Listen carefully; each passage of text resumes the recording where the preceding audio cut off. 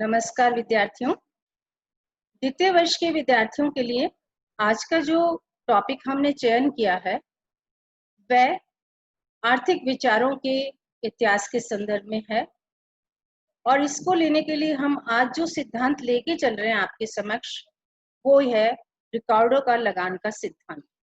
विद्यार्थियों, रिकार्डो के लगान का सिद्धांत को स्पष्ट करने के लिए मैं आपको स्पष्ट करूं कि रिकार्डो एक ब्रिटिश नागरिक अर्थशास्त्री हैं जिन्होंने सर्वप्रथम प्रतिष्ठित अर्थशास्त्र के अंतर्गत रिकार्डो के सिद्धांत की विवेचना, लगान के सिद्धांत की विवेचना करने का प्रयास किया और उनका एक सिद्धांत मौलिक एवं वैज्ञानिक सिद्धांत के रूप में जाना जाता है। विद्यार्थियों, सबसे पहले हम इस बात की विवेचना करने चाहेंगे आपसे कि लगान का अर्थ क्या है, उसकी परिभाषा क्या है, लगान होता क्या है। विद्यार्थियों, लगान क्यों उत्पन्न होता है या लगान है क्या? अगर हम साधारण भाषा में बात करें तो लगान किसी उत्पत्ति के साधन को प्राप्त होने वाला एक किराया होता है। जैसे हम भूमि की बात करें तो भूमि के लिए जो भुगतान हमें उपयोग के लिए देना होता है वह लगान कहलाता है। एक फैक्ट्री में किसी स्थान को हम क्रय करते हैं या वहां हमारा उद्योग हम प्रारंभ करते हैं तो उसके लिए हमें जो भुगतान करना होता है साधारण भाषा में हम उसे लगान कहते हैं। और लगान उत्पन्न क्यों होता है विद्यार्थियों? क्योंकि उस साधन की पूर्ति जो होती है वो बेरोजगार पाई जाती है, स्थिर मात्रा में पाई जाती है, इसलिए उसके भुगतान के लिए हमें लगान देना। जब हम इन अर्थों में साधारण भाषा में बात करते हैं विद्यार्थियों, तो हमारे समक्ष जो लगान की अवधारणाएं दी गई विभिन्न अर्थशास्त्रियों के द्वारा, उसमें हमने प्रतिष्ठित अर्थशास्त्र की आज विवेचना की है और उसमें भी रिकार्डो के लगान के सिद्धांत की विवेचना हम कर रहे हैं। लगान शब्द को रिकार्डो ने जब परिभाषित किया तो उन्होंने भूमि को आधार बनाया और वो ये मानते हैं कि भूमि की पूर्ति क्योंकि अर्थव्यवस्था में सीमित मात्रा में पाई जाती है, इसलिए जब भूमि का उपयोग उत्पादन में किया जाता है, कृषि हेतु किया जाता है, तो ऐसी स्थिति में भूमि के स्वामी को जो प्रतिफल हम देते हैं वो लगान कहलाता है। रिकार्डो के अनुसार यदि मैं बात करूं तो रिकार्डो ये कहते थे कि लगान भूमि की उपज का वह भाग है जो भूमि की मौलिक और अविनाशी शक्तियों के लिए भूस्वामी को दिया जाता है। विद्यार्थियों, भूमि की मौलिक शक्ति क्या हुई? उसकी फर्टिलिटी। उसकी फर्टिलिटी जितनी अधिक होगी उतना ही लगान अधिक बनेगा और जो उसकी उर्वरा शक्ति है उसको बेस बनाया, आधार बनाया रिकार्डो ने और उन्होंने कहा कि इस आधार पर यदि कोई भी व्यक्ति भूमि का उपयोग करता है तो भूमि के स्वामी को जो लगान देता है, जो पारितोषिक देता है या जो भुगतान करता है वो अर्थशास्त्र के अंतर्गत लगान कहलाता है। इन अर्थों में उन्होंने जो उपयोग किया वो भूमि के लिए उपयोग किया और भूमि का भुगतान मान करके वो चलते थे। और उनका जो ये लगान का सिद्धांत है वो वास्तव में लगान का सिद्धांत अपने आप में शुद्ध लगान की गणना करता है। जिसमें शुद्ध लगान का अभिप्राय मैं आपको स्पष्ट करूं विद्यार्थियों, रिकार्डो ये कहते थे कि शुद्ध लगान क्या है? जो केवल भूमि के उपयोग के लिए ही दिया जाता है भूस्वामी को। उसमें हम भूस्वामी के द्वारा उस पे जो अतिरिक्त विनियोजन किया गया उस पे हम कुछ भी नहीं देते हैं, बल्कि शुद्ध लगान केवल भूमि के उपयोग का पारितोषिक माना जाता है। और रिकार्डो ने इसे स्पष्ट करने के लिए कि लगान किस लिए उत्पन्न होता है, इसको स्पष्ट करने के लिए अपने लगान के सिद्धांत की कुछ मान्यताओं को लिया। उनके लगान के सिद्धांत की जो मान्यताएं थी उन मान्यताओं पर मैं आपको ध्यान देना चाहूंगी और उसके पश्चात हम ये आएंगे कि उन्होंने अपने सिद्धांत की व्याख्या किस प्रकार से की। तो रिकार्डो के लगान के सिद्धांत की मान्यताओं को मैं एक एक करके आपको स्पष्ट करती हूँ कि वो अपने सिद्धांत को व्याख्या करने के लिए किन मान्यताओं को अर्थव्यवस्था में मान करके चलते थे। तो सबसे महत्वपूर्ण मान्यता जो उन्होंने अपने सिद्धांत को स्पष्ट करने के लिए दी वह पहली मान्यता उनकी यह थी कि भूमि की उर्वरा शक्ति में जो है वो अंतर पाया जाता है। अर्थात अर्थव्यवस्था में जो भूमि उपलब्ध होती है हमें, उनकी फर्टिलिटी की जो रेट होती है वो अलग अलग पाई जाती है और कोई भूमि बहुत अधिक उपजाऊ होती है और कोई भूमि जो होती है बहुत घटिया अथवा कम उपजाऊ होती है। तो पहली मान्यता उन्होंने यह मानी थी कि भूमि की उपजाऊ या फर्टिलिटी की उर्वरा शक्ति में भिन्नता पाई जाती है, उसी के आधार पर उन्होंने लगान के सिद्धांत की विवेचना की। दूसरी महत्वपूर्ण मान्यता वो ये मान के चलते हैं कि जितनी भी प्रकार की हमारे पास भूमि उपलब्ध होती है वह स्थिर मात्रा में पाई जाती है, अर्थात हम भूमि की मात्रा में वृद्धि नहीं कर सकते हैं। यह उनके सिद्धांत की दूसरी महत्वपूर्ण मान्यता थी। तीसरी मान्यता जो रिकार्डो ये मान के चलते हैं कि भूमि का उपयोग केवल एक ही कारण हम कर रहे हैं, अर्थात जहां उन्होंने लगान के सिद्धांत को स्पष्ट किया, उन्होंने ये महत्वपूर्ण मान्यता मानी कि लगान का जो कैलकुलेशन हम कर रहे हैं वो मात्र इसको लेकर के कर रहे हैं कि भूमि का उपयोग हम केवल कृषि के दृष्टिकोण से कर रहे हैं, अन्य दृष्टिकोणों से हम भूमि का उपयोग नहीं कर रहे हैं। ये उनके सिद्धांत की महत्वपूर्ण मान्यता थी। चौथी मान्यता जो वो मान के चलते हैं लगान के सिद्धांत की व्याख्या करने के लिए, वो ये मान के चलते हैं कि उस परिस्थिति के अंतर्गत अर्थव्यवस्था में पूर्ण प्रतियोगी बाजार पाए जाते हैं, अर्थात पूर्ण प्रतियोगिता की समस्त शर्तें लागू होती हैं और उन शर्तों के आधार पर उन्होंने अपने लगान की व्याख्या की। पांचवी महत्वपूर्ण मान्यता वो मान के चलते हैं लगान के सिद्धांत के अंतर्गत कि कृषि के अंतर्गत क्रमागत उत्पत्ति हास नियम क्रियाशील होता है। विद्यार्थियों, घटते प्रतिफल का नियम लागू होता है। इसका अभिप्राय यह है कि जैसे जैसे हम भूमि का उपयोग करते हैं उसकी उर्वरा शक्ति में उत्तरोत्तर कमी होती चली जाती है, तो जो रिटर्न्स हमें प्राप्त होते हैं कृषि से वो घटती हुई दर से प्राप्त होते हैं। यह भी उनके सिद्धांत की एक महत्वपूर्ण मान्यता थी। छठी मान्यता वो ये मान के चलते हैं कि अर्थव्यवस्था के अंतर्गत एक मार्जिनल लैंड होती है, मार्जिनल लैंड होती है और उस मार्जिनल लैंड को उन्होंने एक नाम दिया लगान रहित भूमि। विद्यार्थियों, इस पे प्रकाश डालना बहुत जरूरी है कि रिकॉर्डिंग के अनुसार मार्जिनल लैंड क्या होती है, सीमांत भूमि क्या है। इसको मैं स्पष्ट करने के लिए आपको स्पष्ट कर रही हूँ कि मार्जिनल लैंड वास्तव में क्या होती है। सीमांत भूमि वह भूमि होती है जिस भूमि का उपयोग हम ये कहते हैं जिस पर जितना व्यय किया जाए उतनी ही रिटर्न्स प्राप्त होती है, अर्थात उस पर जितना हम खर्च करते हैं केवल वो भूमि उतना ही हमें उत्पादन की मात्रा देती है, इसलिए एक्स्ट्रा उससे कुछ भी जनरेट नहीं हो पाता है। इस तरह की भूमि को जो नाम दिया गया रिकॉर्डों के द्वारा वो ये दिया गया सीमांत भूमि, अर्थात जिस पर कोई लगान उत्पन्न ही नहीं होता। विद्यार्थियों, इस संदर्भ में हम ये कहना चाहेंगे कि उनकी एक महत्वपूर्ण मान्यता ये थी कि लगान जो होता है वो वास्तव में उसकी वजह से सीमांत भूमि के आधार पर ही गणना की जाती है, तो सीमांत भूमि जैसी स्थिति भी पाई जाती है। अगली मान्यता वो ये मान के चलते हैं कि किसान के द्वारा खेती का कार्य जो किया जाता है, कृषक द्वारा जो खेती का कार्य किया जाता है उसका एक क्रमागत स्थिति है। सबसे पहले कृषक जो करता है वो कार्य किसका करता है, सबसे उपजाऊ भूमि पर कृषि करता है और उसके बाद में उससे सेकंड कैटेगरी पे जाता है और उसके बाद में वो थर्ड कैटेगरी पर जाता है। और इस प्रकार से उन्होंने ये स्पष्ट करने का प्रयास किया कि कृषि की क्रमागत इस तरह की स्थिति पाई जाती है। आठवीं मान्यता वो ये मान के चलते हैं विद्यार्थियों कि भूमि की उपजाऊ शक्ति मौलिक और अविनाशी है और जैसे जैसे जनसंख्या में वृद्धि होती है, कृषि पदार्थों की मांग बढ़ती है, उसको हम यूटिलाइजेशन करते हैं तो उसका असर लगान पर आवश्यक रूप में पड़ता है। और नवीं मान्यता वो ये मान के चलते हैं 9 कि कृषि उपज की लागत श्रम की मात्रा पर निर्भर करती है और श्रम की मात्रा पर निर्भर करने के कारण उन्होंने यह बताया कि उत्पादन की लागत तो एक जैसी होती है परंतु उत्पादन की मात्रा हमें भिन्न भिन्न प्राप्त होती है। क्यों प्राप्त होती है? क्योंकि भूमि की उर्वरा शक्ति में भिन्नता पाई जाती है। इस प्रकार से उन्होंने ये स्पष्ट करने का प्रयास किया कि अर्थव्यवस्था के अंतर्गत हम इन मान्यताओं को यदि मान के चलते हैं तो रिकॉर्डों के सिद्धांत की व्याख्या हम कर सकते हैं। विद्यार्थियों, अब मैं आना चाहूंगी कि रिकॉर्डों ने अपने सिद्धांत की व्याख्या किस प्रकार की। उसकी सिद्धांत की व्याख्या को मैं दो अर्थों में आपको स्पष्ट करूंगी, एक विस्तृत खेती के अंतर्गत और दूसरा मैं मान के चलती हूँ गहन खेती के अंतर्गत। जब विस्तृत खेती की बात कर रही हूँ तो पहले आप इमेजिन कीजिए विद्यार्थियों, मैं आपके मस्तिष्क में एक बात डालना चाहूंगी कि रिकार्डो का जो सिद्धांत था उस सिद्धांत के अंतर्गत उन्होंने यह कल्पना की थी, एक ऐतिहासिक क्रम की कल्पना की थी कि सबसे पहले जो कृषि की जाती है वह सबसे अधिक उपजाऊ भूमि पर की जाती है। और वो ये कहते हैं ऐसी भूमि क्या होती है, ए श्रेणी की भूमि कहलाती है।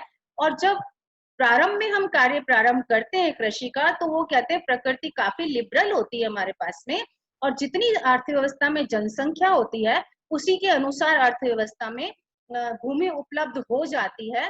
तो प्रथम श्रेणी पर किसी तरह का लगान उत्पन्न नहीं होता, क्योंकि जो भी व्यक्ति कृषि करना चाहते हैं वो इतनी पूर्ति यथावत अर्थव्यवस्था में उपलब्ध होती है रिकॉर्डों के अनुसार कि सभी को ए श्रेणी की भूमि उपलब्ध हो जाती है और सभी व्यक्ति उस पर कृषि करते हैं। इसलिए ए श्रेणी की भूमि पर किसी तरह का लगान नहीं देना पड़ता। आगे उन्होंने स्पष्ट किया जैसे जैसे जनसंख्या की वृद्धि होती है, वृद्धि के परिणाम स्वरूप ए श्रेणी की भूमि लगभग अपर्याप्त हो जाती है अथवा खत्म हो जाती है। तब क्रमागत ऐतिहासिक के अनुसार उनका यह मानना था कि लोग अब बी श्रेणी की भूमि पर कृषि करना प्रारंभ कर देते हैं।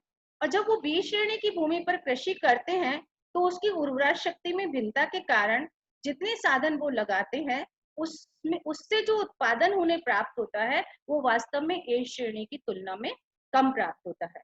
और जब ए श्रेणी की तुलना में कम प्राप्त होता है तो उत्पादन की मात्रा जो हमें प्राप्त होती है वो कम प्राप्त होती है। फिर उन्होंने ये स्पष्ट किया यदि जनसंख्या और बढ़ जाती है तो व्यक्ति कृषक जो होते हैं वो बी श्रेणी की, क्योंकि भूमि अपर्याप्त हो जाती है उपलब्धता में, इसलिए वो सी श्रेणी की भूमि पर चले जाते हैं और सी श्रेणी की भूमि पर कार्य करना प्रारंभ करते हैं। धीरे धीरे सी श्रेणी की भूमि खत्म हो जाती है तो वो डी श्रेणी की भूमि पर चले जाते हैं। इस डी श्रेणी की भूमि को उदाहरण के अनुसार उन्होंने माना सीमांत भूमि। वह सीमांत भूमि ऐसी थी जहां पर वो जितना लगाते हैं उतना ही प्रतिफल मिलता है, इसलिए उन्होंने कहा वहां लगान समाप्त हो जाता है। अब मैं आपको कैलकुलेशन पार्ट पे आना चाहती हूँ कि यदि विस्तृत कृषि के अंतर्गत हम लगान की गणना करते हैं तो हम लगान की गणना रिकॉर्ड के अनुसार कैसे करते हैं। रिकॉर्डो ये कहते हैं कि सुपीरियर लैंड का और इंफीरियर लैंड का जो जो हमारे पास में अंतराल प्राप्त होता जाता है उपज का, वही उसका लगान बन जाता है। जैसे मैं आपको स्पष्ट करूं, ए श्रेणी की भूमि की बात करें तो हम लगान की कैलकुलेशन कैसे करेंगे। हम उसकी सीमांत भूमि से जो उपज है उसको लेंगे, ए श्रेणी की उपज को लेंगे जो सबसे सुपेरियर है, ए श्रेणी की उपज में से सीमांत भूमि की उपज को हम घटाएंगे तो जो प्राप्त होगा वो क्या होगा, बी श्रेणी को प्राप्त होने वाला लगान। बी श्रेणी की उपज को डी श्रेणी में से घटाएंगे, वो पता प्राप्त होगा सी श्रेणी का लगान। और इसी तरह से सी श्रेणी को क्या मिलेगा, डी श्रेणी में से माइनस करेंगे और अंत में हम कहते हैं डी श्रेणी ऐसी श्रेणी है हमारी कृषि की उपज की जहां पर लगान शून्य हो जाता है। इसी बात की विवेचना मैंने एक गणितीय उदाहरण के द्वारा आपको स्पष्ट की है, किस तरह से हम लगान की प्राप्ति कर सकते हैं। अब मैं यहाँ पे आपको गणित से समझाना चाह रही हूँ रेंट एंड एक्सटेंशन कल्टीवेशन, यानी विस्तृत कृषि के अंतर्गत हम लगान कैसे प्राप्त कर सकते हैं। यहाँ मैंने एक टेबल ली है विद्यार्थियों आपको समझाने के लिए, जिसमें वो मैं ये कह रही हूँ कि ग्रेड ऑफ लैंड हमने जहाँ मार्क किया है, यानी भूमि की विभिन्न श्रेणियां कैसी हैं, ए बी सी और डी।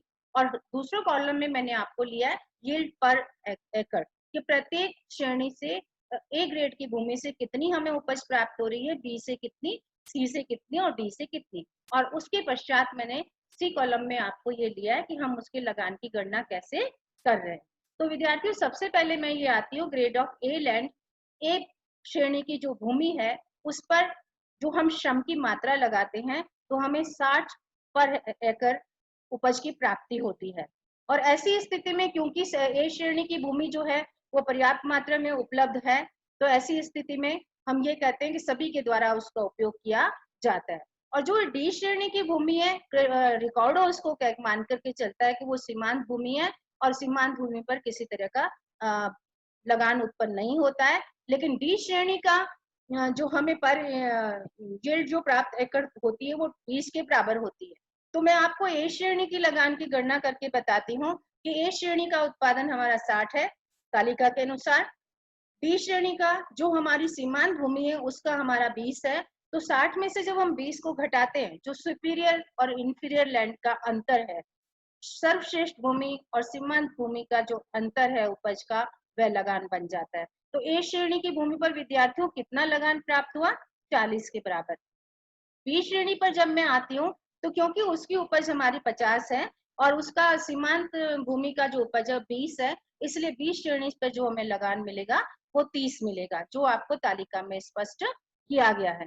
इसी तरह से सी श्रेणी पर जो आपकी उपज है वो 35 है और जो आपका सीमांत भूमि है उसकी उपज 20 है और जो लगान हमें सी श्रेणी पर प्राप्त हुआ वो 15 के बराबर प्राप्त हुआ। और डी श्रेणी पर, चूंकि मैं बार बार आपसे वो स्पष्ट कर रही हूँ कि डी श्रेणी की भूमि जो है रिकॉर्डों के अनुसार सीमांत भूमि है, जहां सीमांत भूमि पर जितना हम श्रम का साधन लगाते हैं उतनी ही उपज मिलती है, इसलिए किसी तरह का अतिरिक्त हमें प्राप्त नहीं होता, इसलिए हमें जो लगान प्राप्त होता है वो शून्य प्राप्त होता है। इस तरह से रिकॉर्डों ने विस्तृत कृषि के अंतर्गत लगान की गणना करने का प्रयास किया। विद्यार्थियों, इसी बात को मैं आपको समझाना चाहूंगी। गहन खेती के अंतर्गत हम किस तरह से लगान की गणना कर सकते हैं। गहन खेती में लगान की गणना करने के लिए हम विद्यार्थियों, गहन खेती उस खेती को कहते हैं जिसमें उत्पादन बढ़ाने के लिए भूमि के निश्चित क्षेत्र पर श्रम और पूंजी की अधिक इकाइयों का प्रयोग किया जाता है। कृषि दो प्रकार से की जाती है, एक आप क्षेत्र को बढ़ा रहे हैं, एक आप डिफरेंट क्षेत्र ले रहे हैं। एक आप उसी क्षेत्र को ले रहे हैं लेकिन वहां पर आप श्रम और पूंजी की इकाइयों का अधिक उपयोग कर रहे हैं। तो इंटेंसिव कृषि के अंतर्गत जब रिकॉर्डों ने इस सिद्धांत को स्पष्ट किया तो उन्होंने ये कहा कि भूमि की मात्रा तो निश्चित है लेकिन श्रम और पूंजी की अधिक इकाइयों का उपयोग हम कर रहे हैं। और गहन खेती करने के फलस्वरूप श्रम तथा पूंजी की प्रत्येक अतिरिक्त इकाई से उपज में घटते प्रतिफल के नियम के अनुसार वृद्धि होती है। विद्यार्थियों, इसको मैं आपको इस प्रकार से स्पष्ट करना चाहती हूँ कि इस प्रकार से स्पष्ट करना चाहती हूँ कि सपोज कीजिए आपने एक क्षेत्र लिया और उस पर पूंजी और श्रम की इकाइयों को लगाया, लेकिन पहले पहले क्या होता है कि पूंजी और श्रम जो है कुशलता पूर्वक कार्य करते हैं, तो आप जो इकाइयां लगाते हैं उससे उनके वर्धमान प्रतिफल प्राप्त होते हैं, इसलिए उपज का अधिक भाग हम प्राप्त कर लेते हैं। लेकिन जैसे ही आप द्वितीय श्रेणी की उसी भूमि पर फिर आते हैं तो उसी साधन की मात्रा के कारण, क्योंकि साधन की कार्य कुशलता घट जाती है, तो वही साधन उतना कार्यकुशल नहीं हो पाता, इसलिए वो प्रतिफल जो हमें प्राप्त होता है, उपज जो हमें प्राप्त होती है वो कम प्राप्त होती है। इसलिए ए श्रेणी की अपेक्षा बी श्रेणी में हमें उपज कम प्राप्त होगी। इसी तरह से सी श्रेणी पर आते हैं तो हम कहते हैं क्रमागत उत्पत्ति ह्रास के हम क्रियाशील होने से साधन की कार्यकुशलताएं घटती हैं, जिसके परिणाम स्वरूप सी श्रेणी पर और भी कम मात्रा में उपज की प्राप्ति हमें होती है। और डी श्रेणी तक आते तक साधन उतना ही कमा के हमें देता है जितना कि उसको लगाया गया, इसलिए वहां पर लगान जो होता है वो शून्य हो जाता है। इस प्रकार से मार्शल के द्वारा लगान की विवेचना जो की गई वो गहन कृषि के अंतर्गत भी की गई, गहन कृषि के अंतर्गत भी की गई। तो दोनों ही तरीकों से हम लगान की विवेचना जो है कर सकते हैं, चाहे हम विस्तृत कृषि की बात करें, चाहे हम उसकी बात करें, गहन कृषि की बात करें। तो इस स्थिति में एक इकाई से जो हमें ए श्रेणी में जो हमें प्रथम प्रतिफल मिलता है और जो हमें सीमांत लैंड से प्रतिफल मिलता है, उसका अंतर क्या होता है, वो वास्तव में लगान बन जाता है। इस प्रकार से रिकार्डो ने दोनों ही स्थितियों के अंतर्गत हमें विवेचना करने का प्रयास किया कि लगान के सिद्धांत को हम कैसे स्पष्ट कर सकते हैं। विद्यार्थियों, लगान के सिद्धांत की विवेचना के साथ साथ हम ये मानते हैं, हम ये लेकर के चलते हैं कि उनका ये सिद्धांत जो है वो बहुत ही विस्तृत सिद्धांत है, जिसके अंतर्गत उन्होंने स्पष्ट किया कि लगान की व्याख्याएं किस प्रकार से की जा सकती हैं। ये विस्तृत विश्लेषण था लगान के सिद्धांत का, जिसके अंतर्गत हमने दोनों ही तरह से व्याख्या की। विद्यार्थियों, अब मैं आना चाहूंगी कि रिकॉर्डो ने जो सिद्धांत दिया उस सिद्धांत की इतनी सहज रूप में व्याख्या जो की गई, इतनी सहज रूप में आधुनिक अर्थशास्त्रियों ने उसको नहीं लिया और उन्होंने लगान के सिद्धांत की जो है वो आलोचना प्रस्तुत की। पॉज करना है, आप चाहते हो मैं कंटिन्यू? कहो तो कंटिन्यू करें, नहीं तो हम कंटिन्यू। हाँ, आलोचना की एडिटिंग करा। तो हम विद्यार्थियों उपरोक्त विश्लेषण में मैंने आपको स्पष्ट किया रिकॉर्डो का लगान का सिद्धांत क्या था, कैसे हमने उसकी विस्तृत व्याख्या की, क्या मान्यताएं लेकर के चले, विस्तृत खेती के अंतर्गत हमने उसकी कैसे व्याख्या की, गहन खेती के अंतर्गत हमने कैसे व्याख्या की। इस प्रकार रिकॉर्डो ने पूर्ण प्रयास किया लगान के सिद्धांत को भूमि के संदर्भ में विवेचना करने का। विद्यार्थियों, बहुत सहज और मनोवैज्ञानिक व्याख्या की गई रिकॉर्डो के सिद्धांत की, लेकिन ऐसा नहीं था कि रिकॉर्डो की सिद्धांत की आलोचना नहीं हुई। आधुनिक अर्थशास्त्रियों ने काफी बिंदुओं को लेकर के रिकॉर्डो के सिद्धांत की व्याख्या की। उन्होंने सबसे पहले बिंदु तो इस बात का चयन किया कि भूमि की मौलिक और अविनाशी शक्तियों जैसी कोई स्थिति पाई नहीं जाती। जैसे वो ये कहते थे कि मौलिक और अविनाशी शक्तियां क्यों हैं, हम उनको बढ़ा सकते हैं उर्वरा शक्ति के द्वारा, मशीनरी के द्वारा, इंफ्रास्ट्रक्चर्स में चेंजेस के द्वारा, तो हम मौलिक शक्तियों में परिवर्तन कर सकते हैं। इस आधार पर उन्होंने रिकॉर्डो के सिद्धांत की आलोचना की।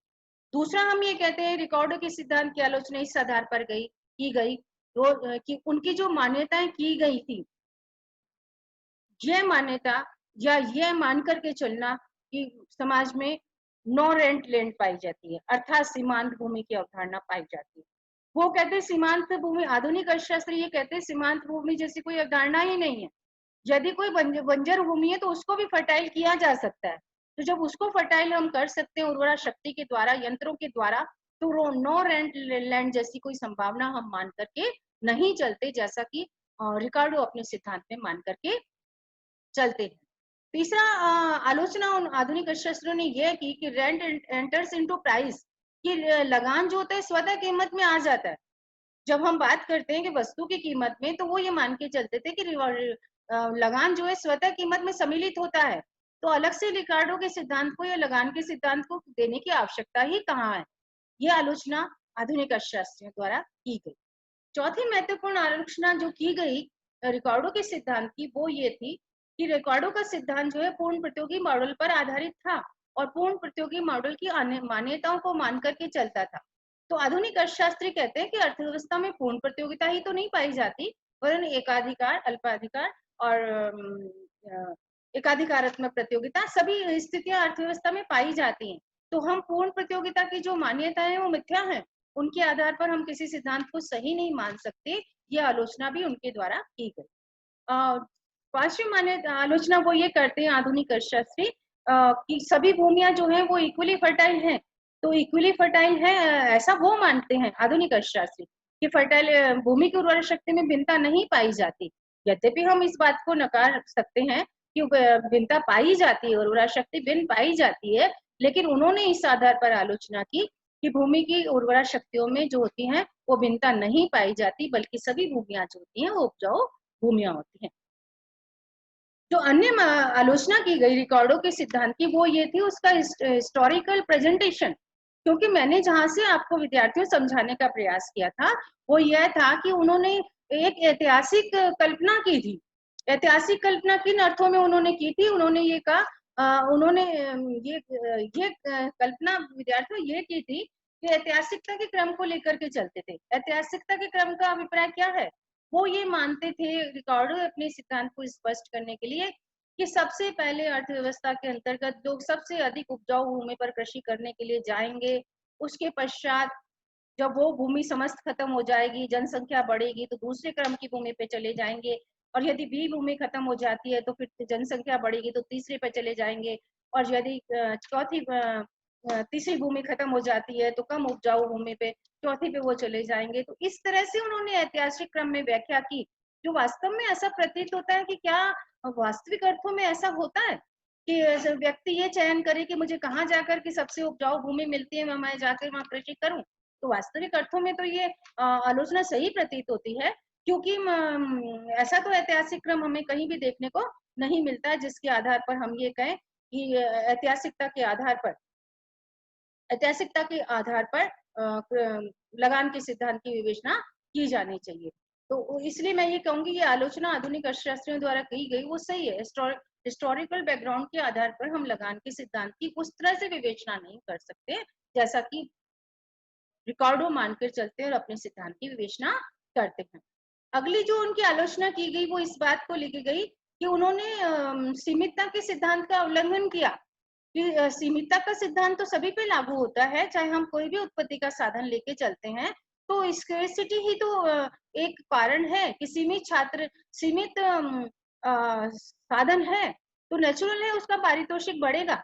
तो इस बात को कहीं वो विवेचना नहीं करके चलते हैं, वो तो ये कहते हैं कि उपजाऊपन के अंतर आदि के कारण लगान की उत्पत्ति हुई, तो उनका कंसेप्ट सीमितता को लेकर के नहीं चलता है, इसलिए इसकी आलोचना की जाती है।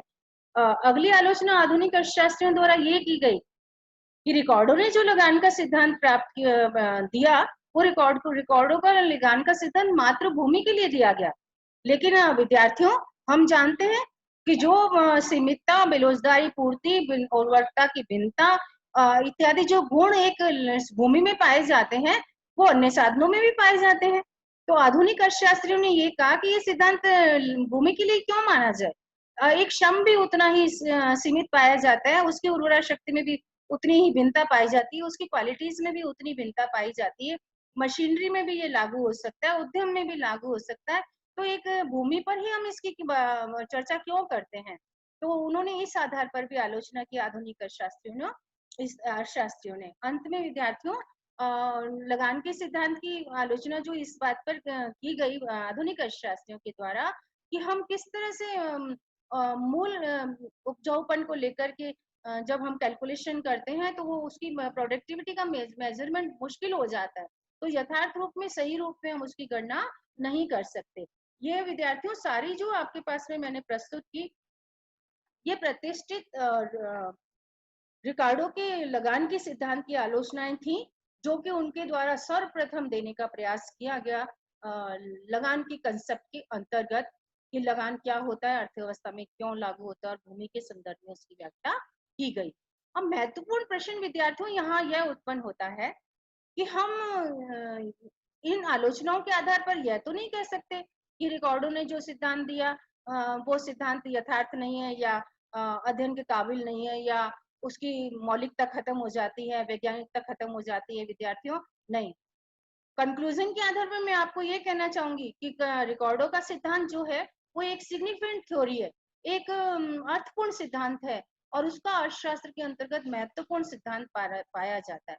और ये रिकॉर्डो ही एक प्रथम अर्थशास्त्री थे जिन्होंने एक वैज्ञानिक तरीके से रेंट को परिभाषित करने का प्रयास किया। इसके पूर्व किसी भी अर्थशास्त्री के द्वारा इस प्रयास को नहीं किया गया। और फिर भी हम ये मानते हैं यद्यपि ये थ्योरी अपने डिफेक्ट्स के कारण आलोचना की पात्र बनती है, लेकिन इसके बावजूद हम ये नहीं कह सकते कि सैद्धांतिक और व्यवहारिक तौर पर इस सिद्धांत का महत्व नहीं है। लेकिन हम ये कहते हैं कि यह सिद्धांत ही ऐसा सिद्धांत था जो कि आधार बना आधुनिक अर्थशास्त्रियों के लिए।